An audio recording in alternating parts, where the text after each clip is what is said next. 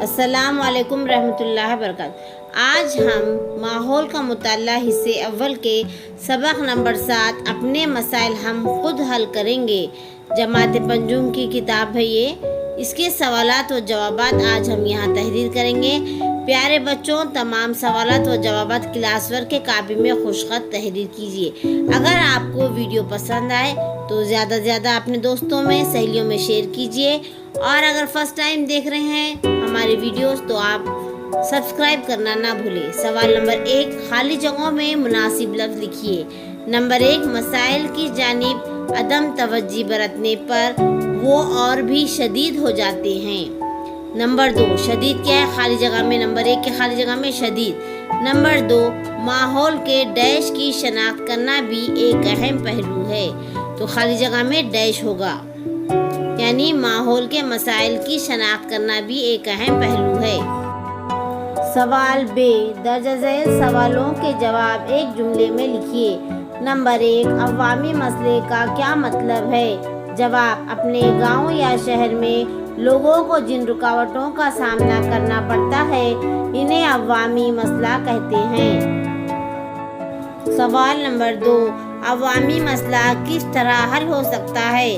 جواب، عوامی مسئلہ سب لوگوں کی کوششوں اور سب کے تعاون سے حل ہو سکتا ہے۔ سوال نمبر 3، کن سنتوں نے صفائی کی اہمیت پر زور دیا ہے؟ جواب، سنت گاڈگے بابا اور قومی سنت تکڑوجی مہاراج نے صفائی کی اہمیت پر زور دیا ہے۔ سوال ج، درج ذیل سوالوں کے مختصر جواب لکھیے۔ نمبر 1، گاؤں محلے کی خدمت کے ذریعے صفائی کے تصور کی وضاحت کیجیے۔ جواب، ایک شخص پورے گاؤں کی صفائی نہیں کر سکتا، اسی لیے گاؤں کے لوگوں کو مل جل کر ایک دوسرے کے مشورے اور تعاون سے گاؤں کی صفائی کی منصوبہ بندی کرنا ضروری ہے۔ گاؤں کے گندے پانی اور کچرے کا صحیح طریقے سے نکاس کا انتظام کرنا چاہیے۔ ہر گھر میں بیت الخلا تعمیر کیا جانا چاہیے۔